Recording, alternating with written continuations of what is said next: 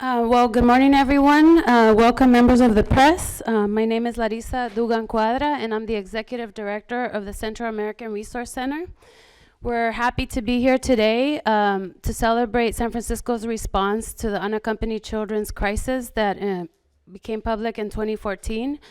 And today, Mayor Lee is going to speak to us about San Francisco's efforts to respond and protect children in our city. Mayor Edwin Lee is the 43rd mayor of the city and county of San Francisco. Mayor Lee is 63 and was sworn in on January 8th of 2012 as the 43rd mayor of the city and county of San Francisco. Mayor Lee is the first Asian American mayor in San Francisco. Please welcome Mayor Lee.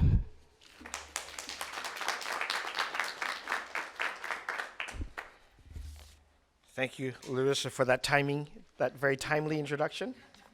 Welcome to San Francisco City Hall, and I want to say thank you, Larissa, to you and to Cara Sen's work with our city and with all the families. I want to say over and over again, the theme of family reunification has been a strong principle of this city. And certainly when it comes to our failed immigration policies for the country, we have maintained this very strong principle for those that have, by fortune or other circumstances, come into our borders. I want to say thank you to the entire San Francisco Immigrant Legal Defense Collaborative. A number of members are here today. Government agencies that have also been part of the collaborative. 2 years ago, we started this conversation when the country was talking about closing its borders and about harshness when it came to reuniting unaccompanied minors with their families. We did what San Francisco should do. We said we should help, and we should make life less complicated, less harsh, less traumatized. And so we sat down with the collaborative, the community agencies that provide service to our immigrant population through our Immigrant Rights Commission. We sat down and had stakeholder meetings, and coming out of that, we reestablished the strongest principle that our city can provide, which is family reunification.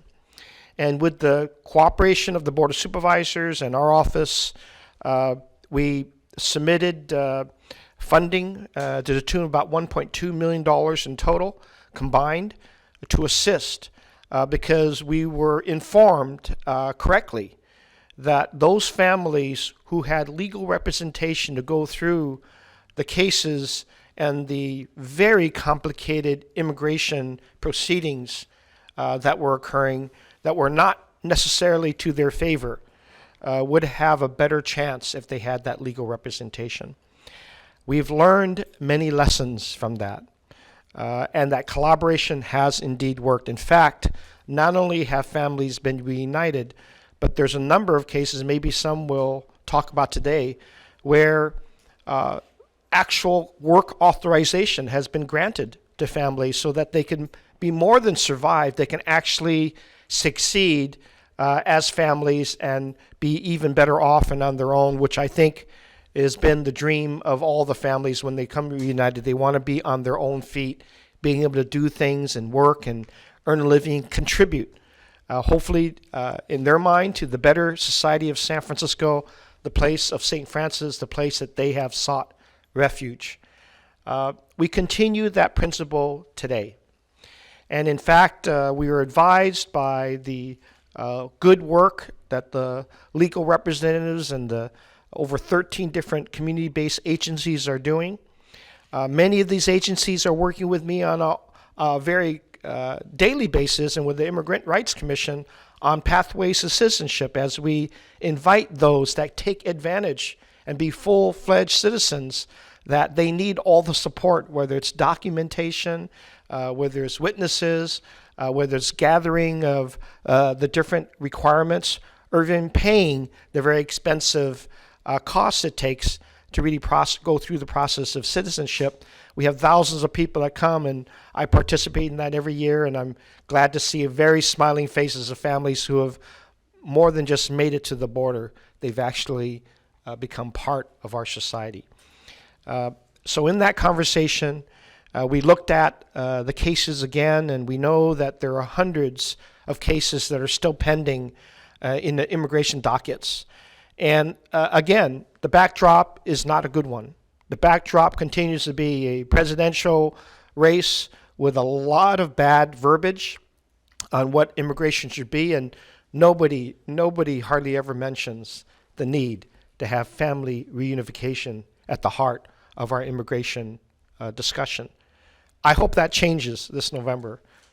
I'm more than hoping. I'm actually trying to do something about it. And so here locally, we act locally, even though the biggest problem is with our failed immigration policies. We're going to continue the strong family reunification.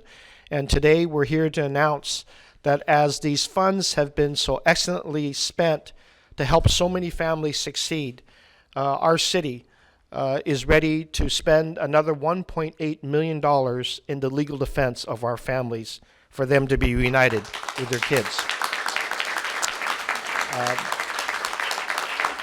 This is a good investment.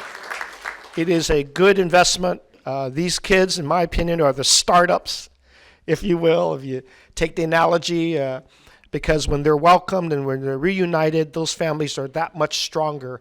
And it is, again, I think a reflection of what our city does. But more than just this money, and I know this money is going to be received very warmly, and it's valuable for the attorneys that I know spend a lot more time well beyond this amount that we can have, because they work side by side with the agencies to provide all the support that these families needs. But we also need our neighboring counties to do the same and do even more and to step up. This is not just a San Francisco challenge. And so I'll be asking our neighbors to continue. And those like Alameda, they've stepped up. They can do more. They're a larger county than we are. San Leandro, Santa Clara, the state of California. We will all ask them to take a look at what we've done, make sure that they can express the same values that we do, so we'll be talking with them so that we can all do even more. Because I think when we talk about unaccompanied minors, we are also understanding that they are not just within the borders of San Francisco. They are all over, and we want to be the welcoming area and make sure we do the right thing. I also want to let you know that I met last year with Senator Reed to talk about the Fair Day in Court for Our Kids, the act that is in Congress, along with the case that is pending before the Supreme Court to support President Barack Obama's insistence that his executive order be the current law of the land until we have good immigration policy, that we ought to support the unification of our kids and our families, and we want the Supreme Court to do that. So we've been writing our court to make sure that they hear from us, and I encourage everybody in the Bay Area to do the same, because the stronger voices hopefully will drown out the really bad messages that some politicians are saying. With the Fair Day in Court for Kids Act, we want to continue supporting, and I did receive a message from Senator Reed. He's got a heavy battle on going on with that act, and we want to continue strong voices from all parts of our country to say this is the right thing to do. So with that, I want to say again, congratulations to Keresen, but all the other community-based agencies. Let's get to work to reunite more families with their kids, and let's make our families stronger in San Francisco. Thank you.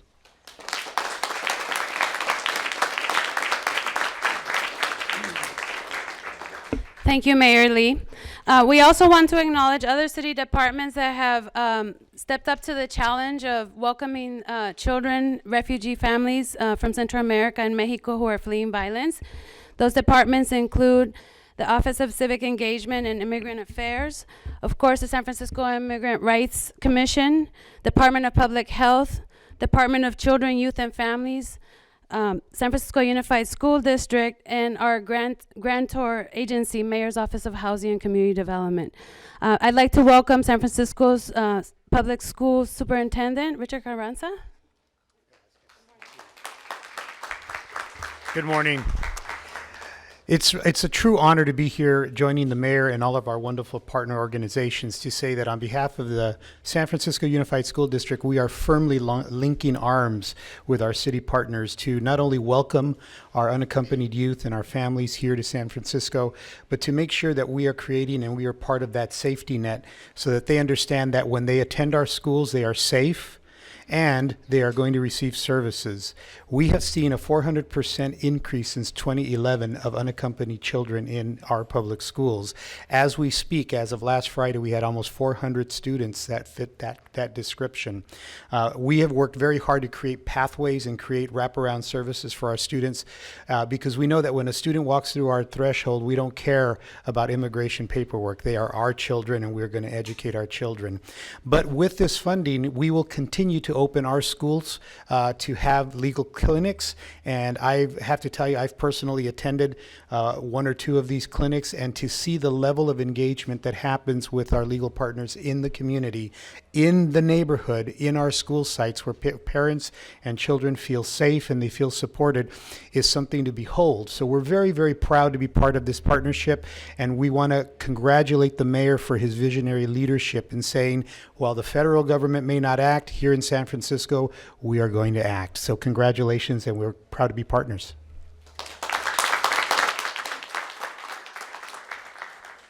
San Francisco has a wealth of legal service providers, and I'm proud to say that 13 organizations comprise the San Francisco Immigrant Legal Defense Collaborative.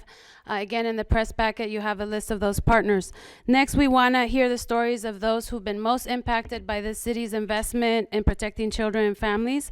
And I'd like to invite Nilu from Pangea Legal Services, and she's going to accompany two stories of clients who've directly benefited from this investment.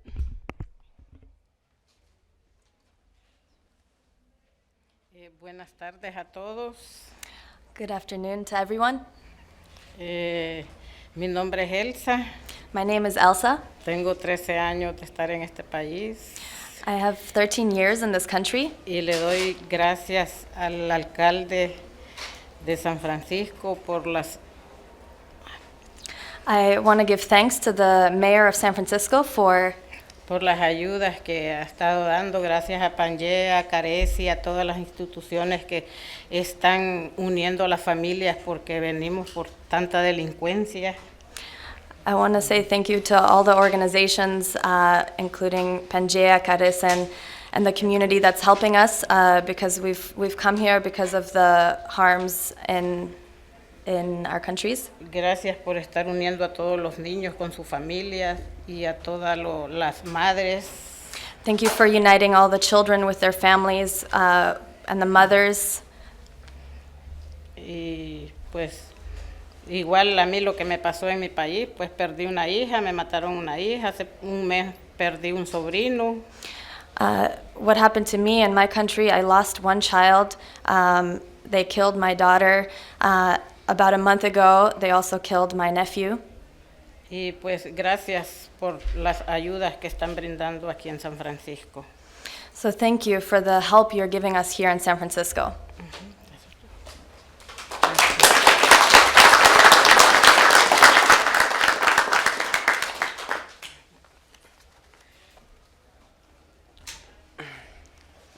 Buenos días a todos.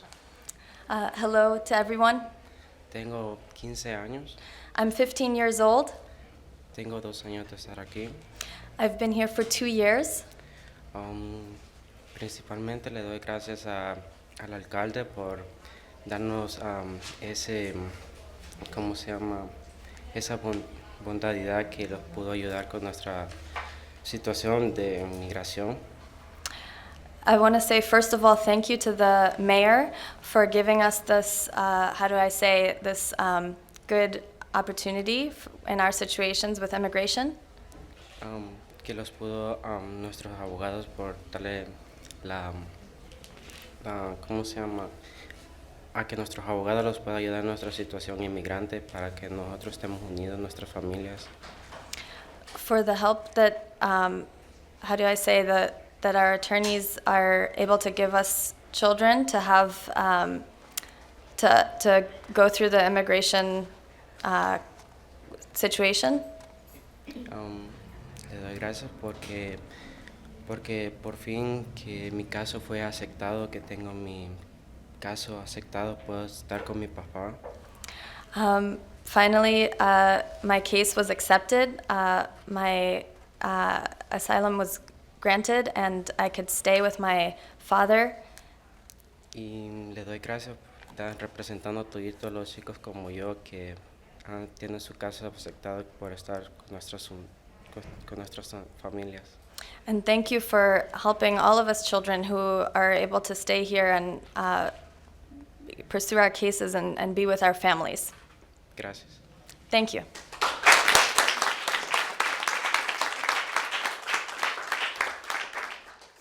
So obviously, these are two stories that represent thousands of stories throughout the country. Both of our compatriotas are from Honduras and El Salvador, who are two of the countries that have been most impacted. Next, we're going to invite Judah from Dolores Street Community Service. He's another attorney representing the children in the courts, and he's going to tell us the story of Walter. Many of you guys remember 2 years ago when the crisis imploded in the media, we had a press conference outside of City Hall, and there was a young boy named Walter who was inspired on that day to speak to the community and make an appeal to the city to protect him because he had come alone from Guatemala to reunify with his family. And there's a lot of video footage out there about Walter, and he was a beautiful child that I think touched all of our hearts on that day. And so today we're going to hear about what happened to Walter 2 years later. Good morning. In late December, I was walking with my clients, Walter, who's 14 years old, and William, who's 15 years old. We had just received wonderful news that they had been granted asylum. On our way to celebrate, we passed San Francisco City Hall, and Walter looked up and said, "Hey, that's the palace where I spoke last summer." And I told him, "Wow, what a coincidence. That's the palace where I got married." I guess they do all sorts of incredible things at that palace. In the summer of 2014, as Larissa mentioned, Walter was courageous and stood up in front of the Board of Supervisors and the public and shared his story. His words moved everyone there, and they were integral in convincing the city of San Francisco that it was important to provide children and families with representation as they fought to stay here. A year and a half later, Walter, along with his brother, is now safe, and they can focus on his education. They can focus on their education and not worry about being returned to Guatemala, where they fear persecution and death. Walter and William grew up poor in Guatemala. Their mother and father left them with their grandmother and their aunt in hopes of being able to provide for them from afar. Luckily, they were able to stay in school instead of being forced to drop out and work. But as they got a little older, around 8 or 9, their little colonia became extremely dangerous. M18 began to take over the colonia, bringing violence and delinquency with it. Even before the age of 10, these young boys were witness to dead bodies in the street, the victims of gang warfare. As young men, poor and without parents, they were particularly vulnerable to gang recruitment. In order to avoid being recruited by gangs, they participated actively in church youth groups and community youth groups. Their mentors and leaders did their best to help Walter and William avoid the gangs and stay focused in school. Despite their best efforts, Walter and William could still not escape the violence of their neighborhood. William was threatened at gunpoint, and both William and Walter were followed by a family member with gang connections. And then, in the summer of 2014, their aunt and their grandmother started receiving threatening phone calls. The voices on the other end were demanding extortion payments. And if they didn't get them, they said they were going to kill Walter and William. Out of fear, they stopped going to school, they stopped going to church, they hid inside their home, and then eventually they fled to the United States for protection. In the US, Walter and William were reunited with their mother. And because of SFILDC, they were able to get representation with us at Dolores Street. And as mentioned before, they have now been granted asylum. And both William and Walter are doing well. Like all teenagers, they're figuring out who they are, but with the added challenge of learning English, adapting to a new culture, and staying true to their roots. And what better place to do this than San Francisco, and what better educational system to help them than the San Francisco Unified School District, where they both matriculate. Walter and William, along with their mother, are overjoyed that they can now pursue their education and growth without having to worry that they'd be forced to go back to Guatemala. And this would not have been possible without the funding and leadership that this city provided and now will continue to provide to ensure that kids like Walter and William get attorneys to help them present their case and fight for their right to stay in the United States. Thank you.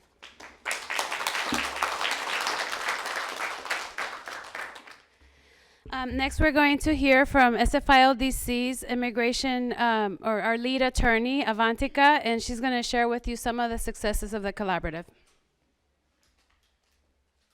Hi, good morning. My name is Avantika Shastri. I'm the legal director for the San Francisco Immigrant Legal Defense Collaborative. I'm honored to speak today on behalf of the 13 organizations that form the collaborative.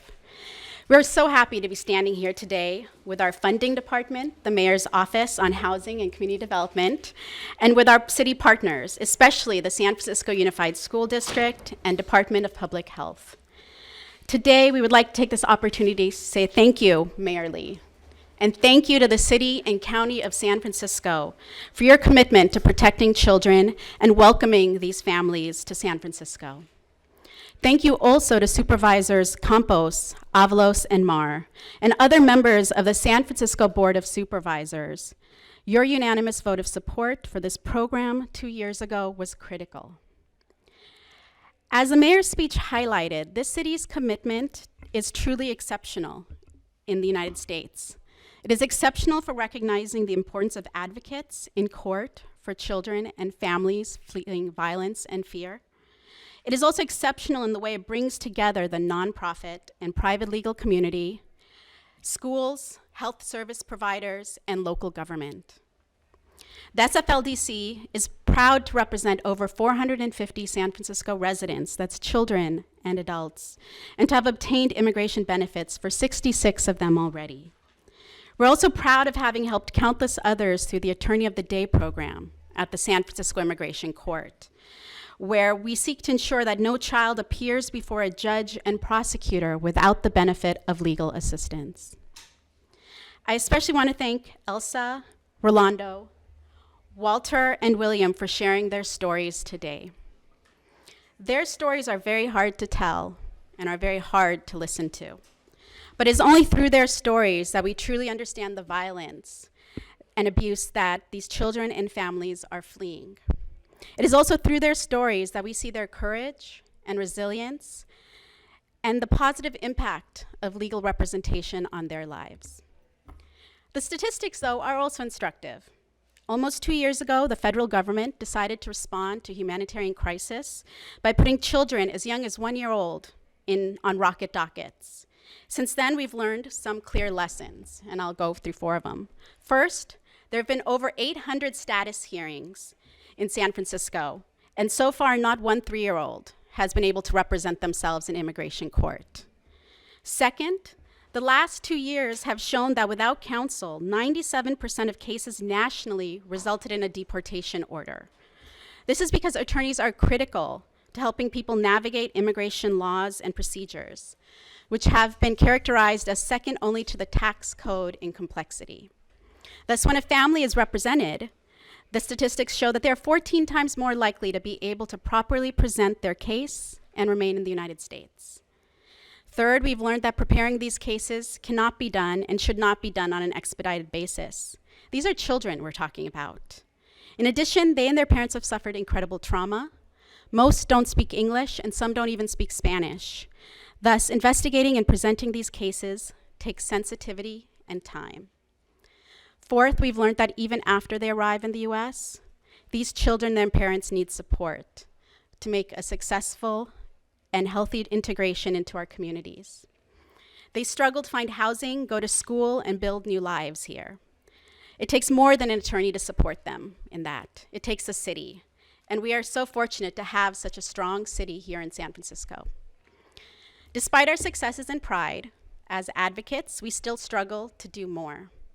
There is a growing wait list of over 100 people here in San Francisco, and we also see every day the cases of many families and children who live outside of San Francisco who are unable to find legal counsel.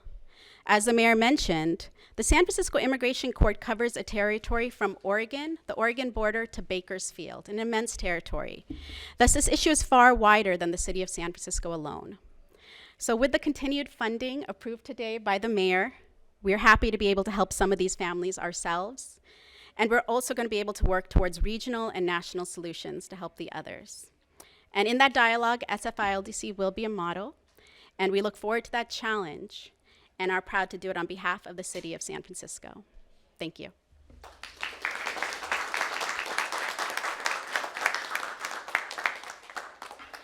So while we celebrate today San Francisco's values and its commitment to children, the Central American Community Resource Center is in mourning.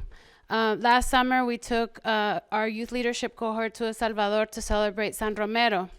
There we met one of our youth who was born in the U.S. but child of Salvadorians, reunified with his family in El Salvador, and he met his cousin who was the same age. During that trip, he learned the privilege that he benefited from by living here in the United States and being able to go to school safely and protected. His cousin did not have the same experience. His cousin had to work every morning selling pupusas, help take care of his younger siblings, and then go to school. His mother walked him to school at 15 years of age, which is not very common, to make sure that he was safe to and from school. 2 weeks ago, he was murdered by the police. He was murdered by the police in a crossfire when they were chasing a gang member. And the police, in order to cover this up, not only was he murdered, but they also said he was a gang member. We know he wasn't a gang member.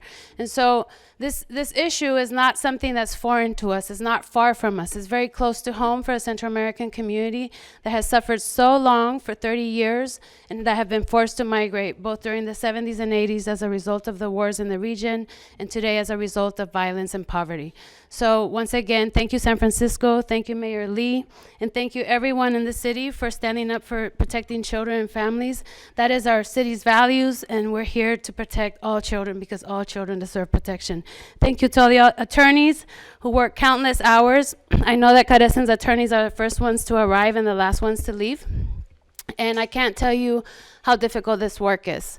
They sit there day in and day out listening to stories of trauma and listening to all the perils that children and families have to endure on their journey north. So again, thank you so much for coming out. We have press packets, and thank you.